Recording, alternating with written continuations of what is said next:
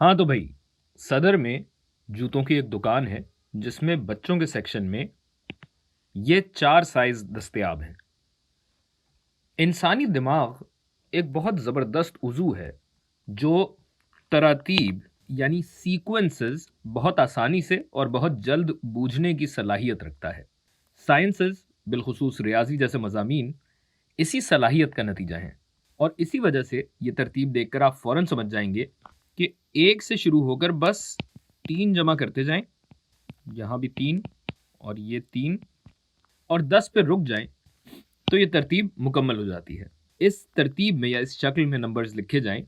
Numbers के इस तरह के पैटर्न्स तरतीब, जिसकी जमा तरातीब है, तरतीब या सीक्वेंस कहलाते हैं। यानी किसी एक नंबर A1 से आगाज़ किया जाए और उसमें एक मखसूस या मुकर्रर या तयशुदा अदद जमा करते जाएं तो A1 से A2 और फिर A3 और फिर A4 तक एक सीक्वेंस बनता है।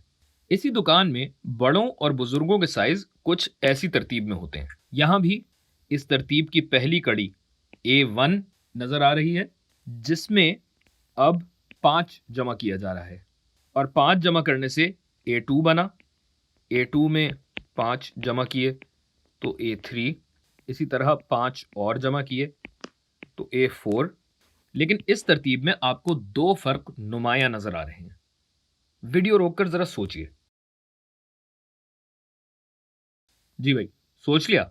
नंबर 1, ये तरतीब 1 से शुरू नहीं हो रही, बल्कि ये देखिए कि ये दोनों तरातीब 0 से भी शुरू नहीं हो रही। दूसरी बात ये कि इस वाली तरतीब का कोई इख्तिताम नहीं है, यानी ना तो ये ज़रूरी है कि तरतीब 1 से या 0 से ही शुरू हो और ना ही ये ज़रूरी है कि तरतीब कहीं ख़त्म हो। सिर्फ 2 उसूल हैं, चाय गर्म हो और पापे सख्त। अरे नहीं, नाश्ते के उसूल नहीं भाई, सीक्वेंस के उसूल। और वो क्या है? नंबर 1, पहली इस्तिलाह या पहली टर्म मुतय्यन शुदा हो, डिफाइंड हो, बताई हुई हो पहले से कि पहली टर्म क्या है। नंबर 2, एक मुकर्ररा या तयशुदा फासला हो, यानी फिक्स्ड डिस्टेंस हो, फासला फिक्स्ड हो और ये फासला पूरी तरतीब में यकसा रहना चाहिए, जिसकी निशानदही हम डी से करते हैं। अब जिस तरतीब का इख्तिताम या एंड मालूम हो, ऐसी तरतीब को महदूद तरतीब कहते हैं। नुक्ता यहाँ लगा दूं। या अंग्रेजी में फाइनाइट सीक्वेंस कहा जाता है। और जो तरतीब एक लड़ाका पड़ोसन की जबान की तरह चलती जाए चलती जाए चलती जाए, ऐसी तरतीब को ला महदूद तरतीब या इनफाइनाइट सीक्वेंस कहा जाता है। फाइनाइट महदूद, इनफाइनाइट ला महदूद। रियाजी के साथ साथ अंग्रेजी भी हो गई, अलग पैसे होते हैं इस काम की वजह से। अच्छा, मेरे बारे में आप जानते हैं कि मैं ज़्यादा मेहनत करने का कायल नहीं हूँ, तो मैं इन तरातीब को मुख्तसरन ए के लिखूंगा। ये यानी ए अकेला नहीं है, के की बढ़ती हुई वैल्यूज़ के साथ साथ हमें ए की नई वैल्यूज़ मिलती जाएंगी। इस वाली तरतीब में नहीं है भाई, ये के जनरली है। अच्छा, अब होता क्या है, के जाहिर है पहली टर्म से शुरू होगा। इस वाली तरतीब में क्योंकि 1, 2, 3 और 4 टर्म्स हैं, तो ये के 1 से बतदरीज 4 तक बढ़ता जाता है। अब आप ज़रा सोच कर बताइए कि ये जो इनफाइनाइट सीक्वेंस है, इसे भी मैं ए के लिखता हूं। यहां पे के पहली टर्म से शुरू हो रहा है और कहां तक जा रहा है?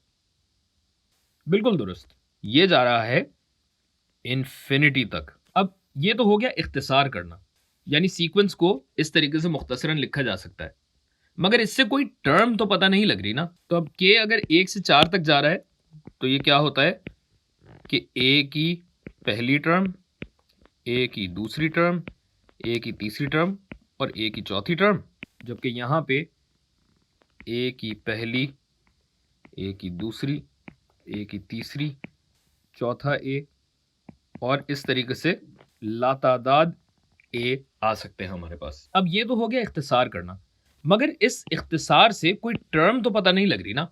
तो अगर हम पहले अपने इस महदूद या फाइनाइट सीक्वेंस को देखें तो इसमें पहली टर्म यानी A1 है 1 और हर अगली टर्म तक पहुंचने के लिए हमें पिछली टर्म में 3 जमा करना पड़ रहा है।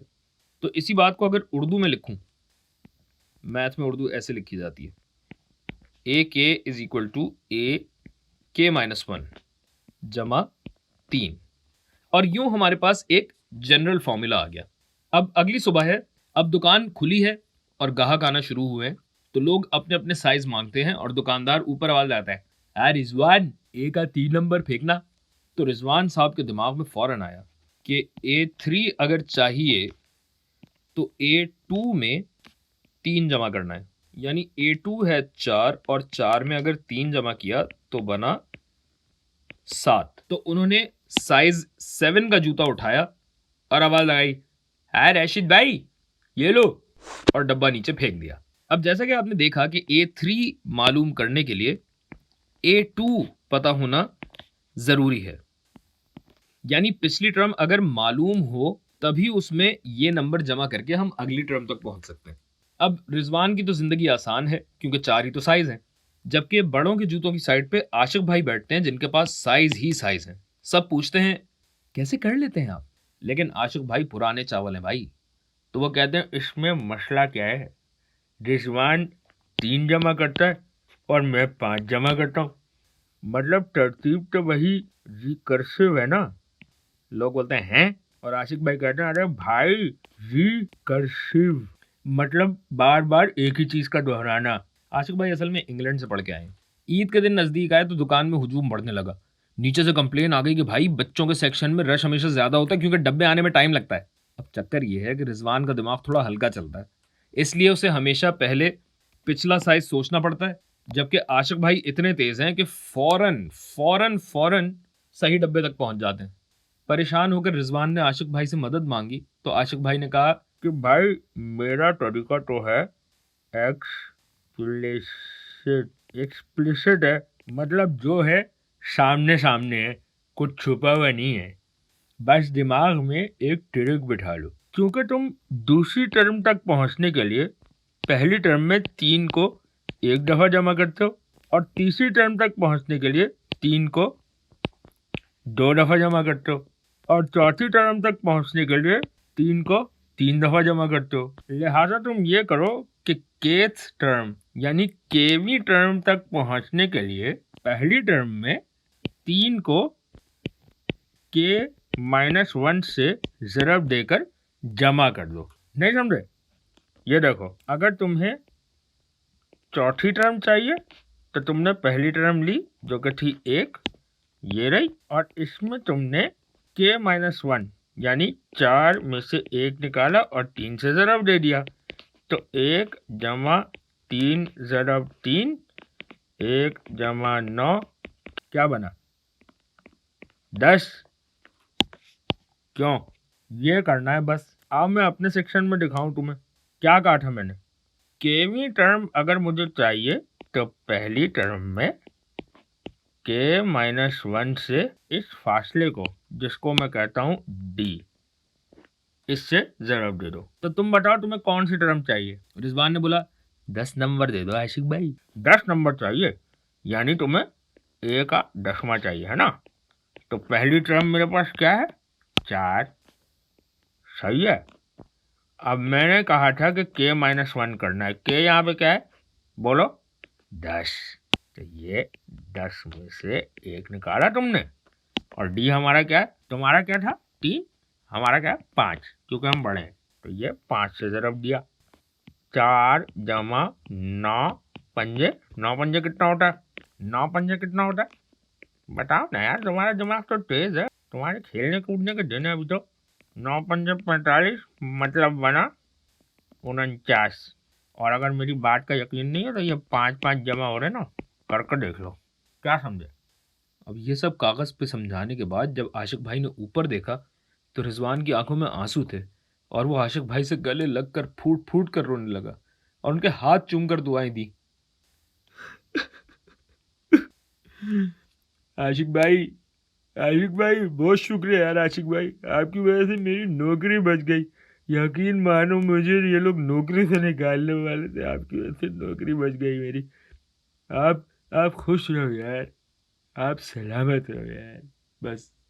अरे क्या हो गया भाई, तरतीब तो सिखाइए, इतना क्या सीरियस हो गया भाई है? ये जरा जूतों की दुकानों में ना ऊपर वाली मंजिल पे ऐसा ही माहौल होता है। अगली दफा जाएं तो ऊपर बैठे लोगों का हाल चाल भी पूछ लीजिएगा, ठीक है?